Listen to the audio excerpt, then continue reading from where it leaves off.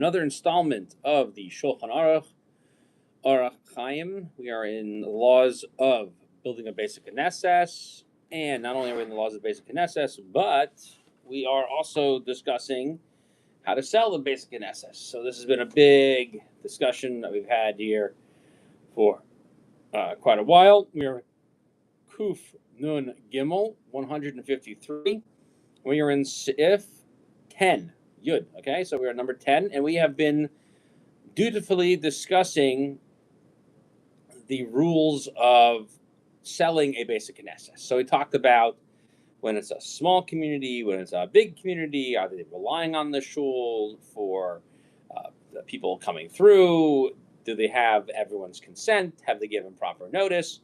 And all the fun things that everybody wants to learn about going to shul. Here we've been spending most of our time talking about davening and connecting to Hashem, and now we're getting to the real important stuff, which is the real politics of it all, which is selling the shul. And now we've gone through selling it in a big place, selling it in a little place, having the leadership sell it. Now we're going to talk about one dude who wants to sell his shul. Okay? And we're also going to talk about over here selling a Sefer Torah. So we're going to learn some new stuff over here. So we're in Yud, and we'll see how we do today. It's a long siman, and there's a lot to get through. There's a lot of Mishna Berurah on it. Funny thing, this Mishna Berurah over here, Nun Tes, has, I believe, the longest straight record of Rosh Tevos in any Mishna Berurah. I have to double check that, but we shall overcome the long lists of Rosh Tevos of acronyms to figure out what they all say. So in Halacha 10, the Mechaber explains, Yesh Omrim, there are those who say that one person with their own stuff may sell a Sefer Torah, okay? Even if it's a Sefer Torah, may sell it. So he can sell the shul, he can sell Sefer Torah, he can sell the bima, he can sell all this stuff, and use the money for any other purpose, as long as they haven't used the Sefer Torah or used the shul to do public reading. He doesn't actually say the shul in here, but the Sefer Torah, as you saw, is very, very, very strict on that. And he brings an opinion who also says, at the other side of it, that it's not permitted to sell the Sefer Torah unless you're using it to learn Torah or you're using it the money to get married.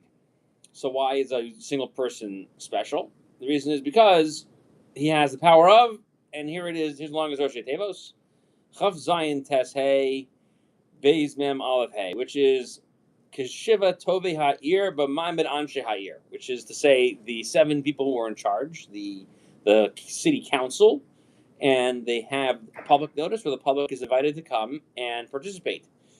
Okay? So, which is that when you want to do public sales of public property, that's where it's permitted to take the money. If you don't do that, then you can't. So a single person has that power, okay? And he can even do a Sefer Torah.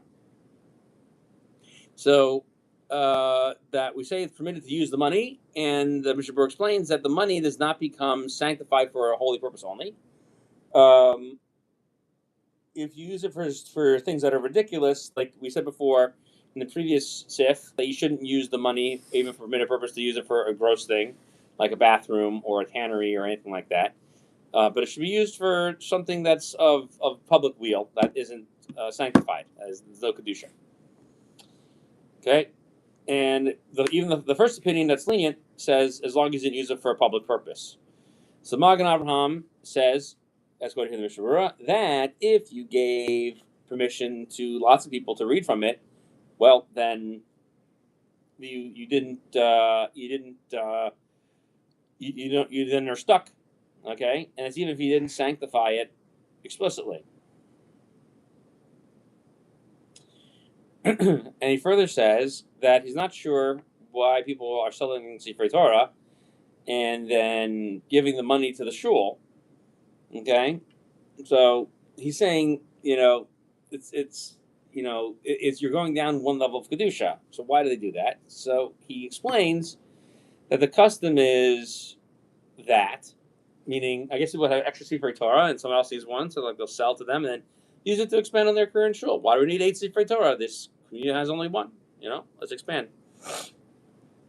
And so therefore, it says this is like having a condition on it, and a condition on it at first, and we find these rules explicitly stated in Yoredeya, in chapter 259, the halacha B, number 2. So 259, 2 in the Ramah, that if the minhag is such, you can make an acceptance upon the custom of the community. We won't get into too much detail. Just know that that's a thing.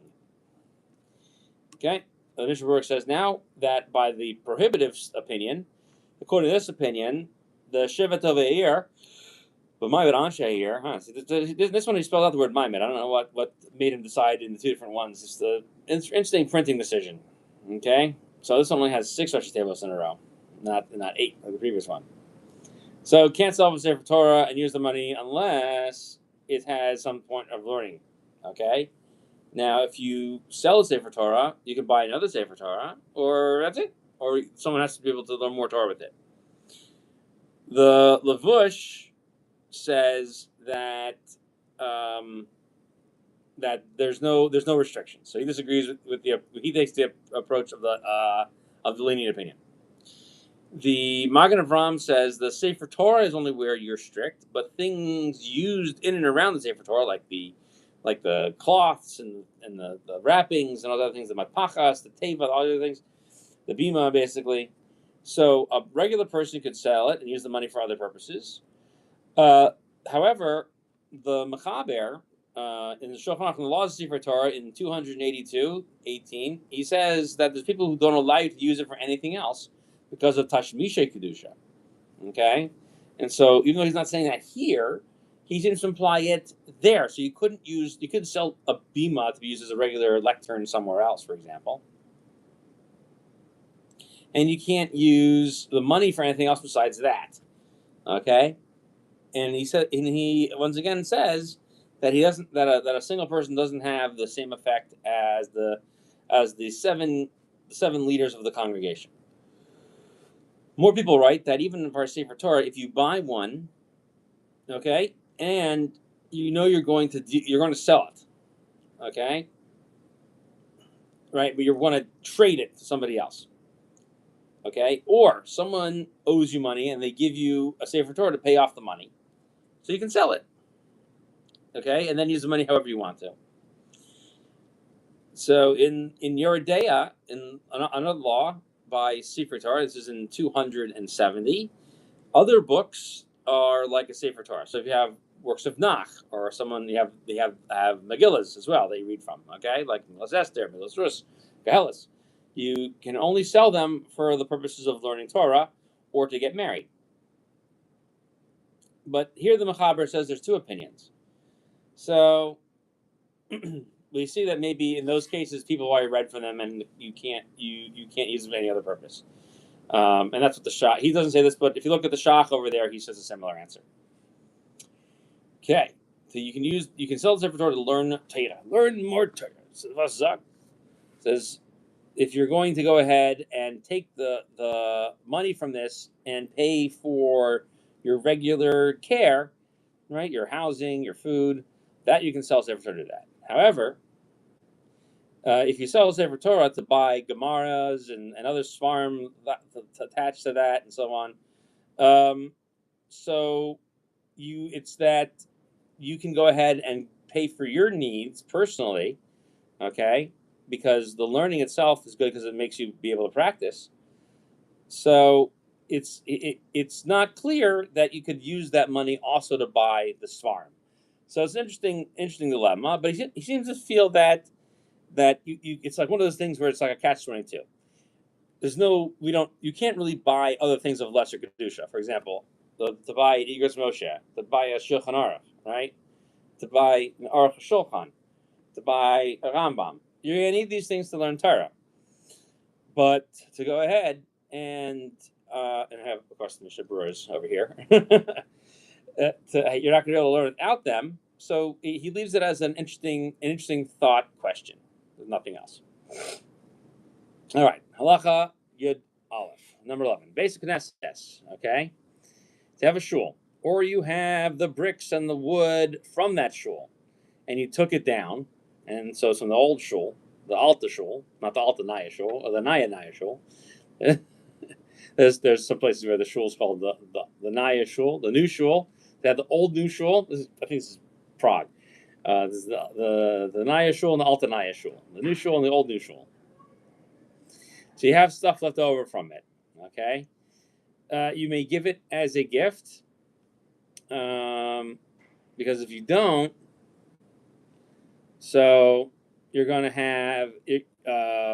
If you don't get some benefit from it, then you're not going to be able to go ahead and sell it.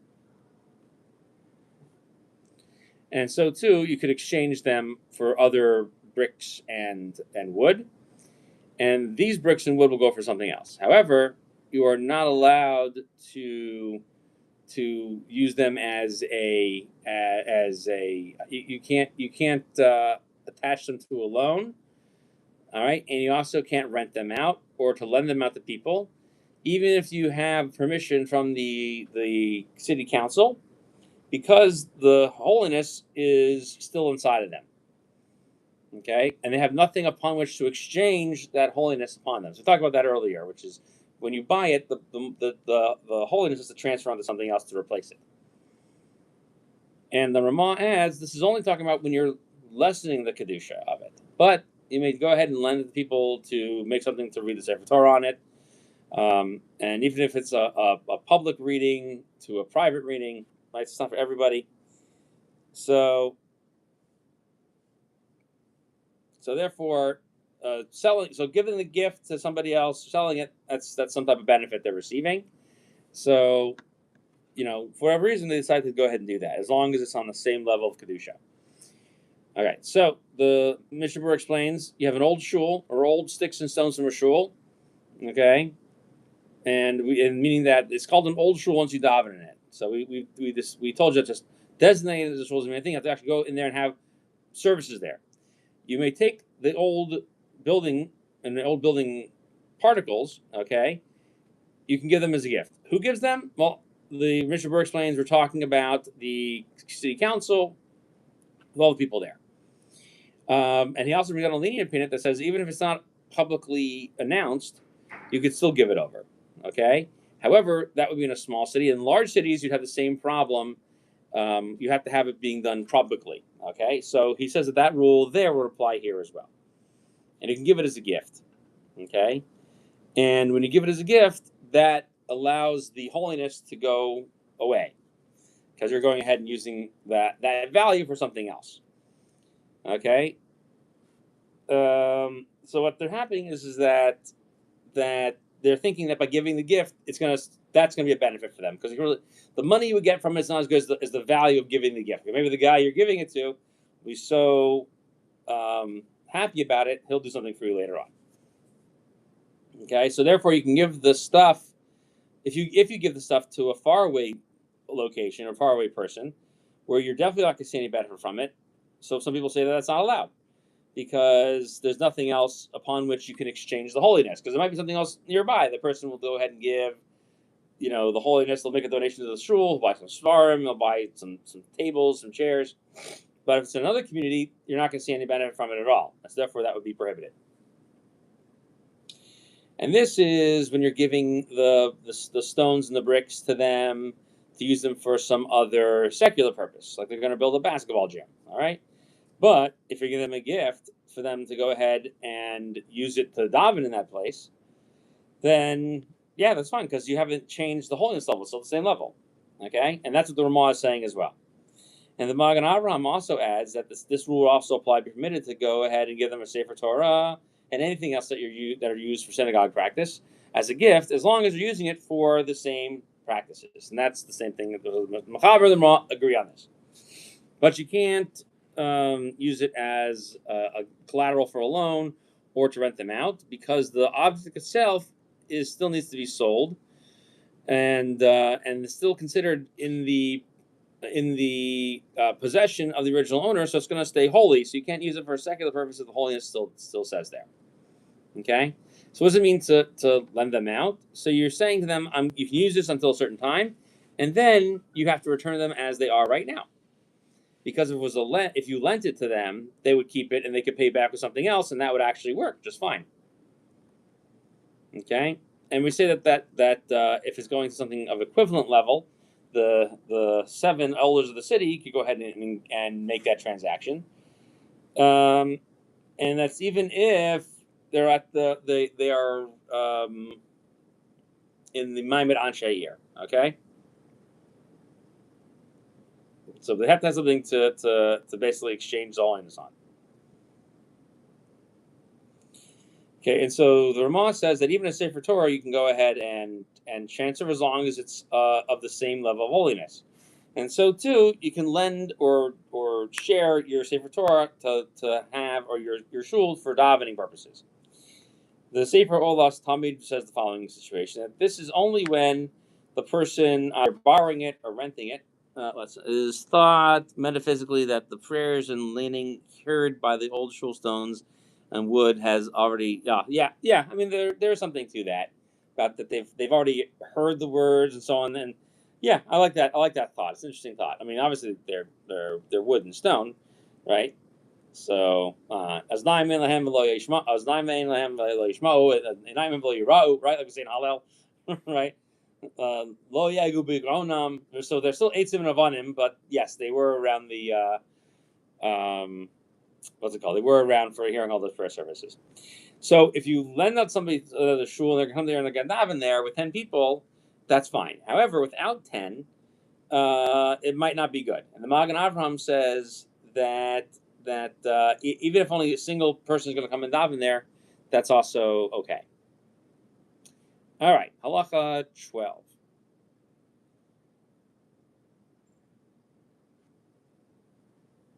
Okay, so if someone makes a contract with the community that the only way they can build another synagogue is if they go through him, then they cannot sell this right to another person. All right, so it's a non-compete clause contract.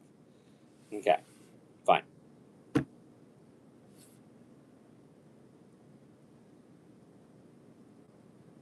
Okay, let's see over here. So he says that so too with any other mitzvah. So if someone else is used to doing that mitzvah, you can't sell it out from underneath them. Okay, what does that mean? Because it makes sense that other people shouldn't come in and try to take the mitzvah away, and that person should have right to that mitzvah, and he can cause his children to inherit that mitzvah, and not have to fight for the people to buy it from him unless they say, yeah, we can also sell it. Okay, so you can make the contract both ways, is what the Levush says over here, brought in the Mishna Berurah. Mishna brings a Taz who says that the Shulchan Aruch is talking about that they gave him this honor freely, but if he purchased it from them, then it's like every other type of purchase, and they could sell they could sell the rights to that to anybody else. It has to be somebody of equal stature as this person, however, and that's when they can go ahead and exchange that right. And that's what the Aliyah Rabbah writes as well. And the Levush also says that when they give him permission to explicitly give him permission to go ahead and build the shul, that he could then also sell those rights as well, and he also has to sell them to other people. So it sounds like they're going to limit the contract a little bit. Doesn't sound like it's totally. So I don't know why he couldn't make that purchase contract anyway. So there's like, well, it has to be for free. I don't know. I mean, you could make the contract freely and say, okay, I'll buy this from you as long as I get it every single year, and I get to give it to my children after me. So I'm not sure why that contract wouldn't work either. Okay, halacha yud gimel. Okay, so we say over here, if you collect money for the purposes of building a shul, and they have another mitzvah that shows up, then you can take some of that money and to go ahead and buy the stones and the beams. Okay. And you can't sell those for any other mitzvah. Only unless the mitzvah is redeeming a captive person, even though they've already have the rocks and they've already shaped them, right? they bought the wood and they've already shaved it, and they've set it up so that way it's ready to get built into a shul. Everything can be sold for redeeming a captive, okay? But just for that. But if you go ahead and built the whole shul, you may not sell the shul. You have to collect the money from the whole community, okay?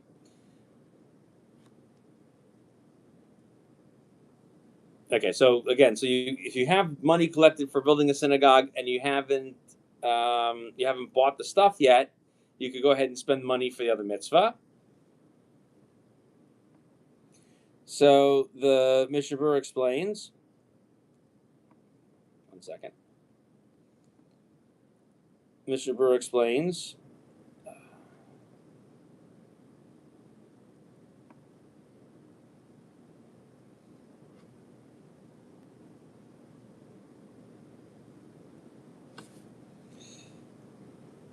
Okay, my this is again having another problem.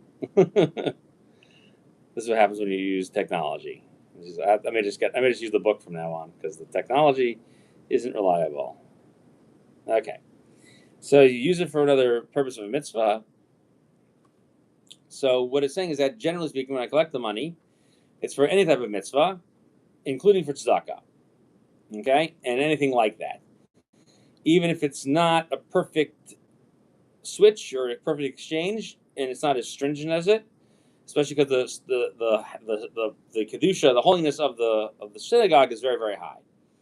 So in Sif Hey, we said that if you collect money for a purpose and you state that purpose explicitly, you're not allowed to switch it from one to another. Okay, this is a little bit different because here you're going to try to exchange the money using your friends, the Sheva Tovei Ha'ir, right? Using the people who are leaders of the city. So they have rights to go ahead and exchange the money for another purpose. Okay, and they can go ahead and cause the money to take the holiness and put it on something else. Okay, and that's what we said also we said it in Sif Hey, and we say it also in Sif Zion.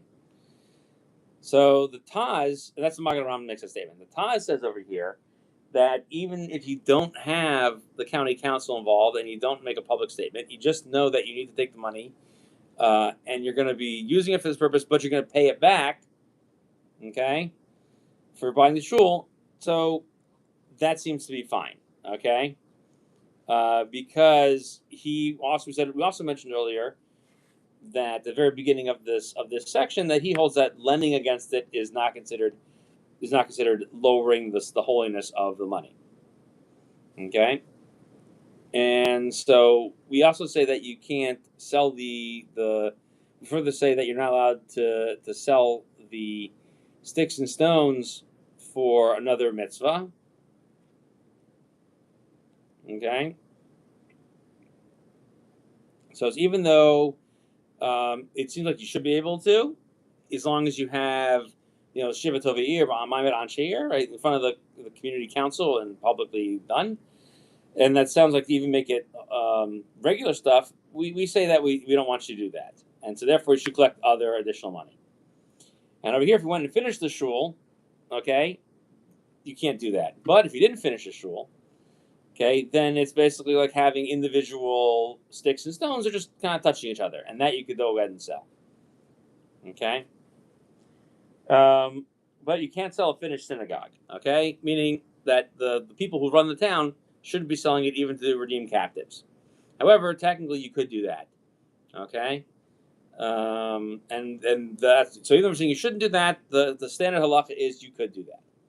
Okay, so thank you for joining us for this installment of Mishna Berurah. We will return next time. Hopefully, make some more dents in the learning over here.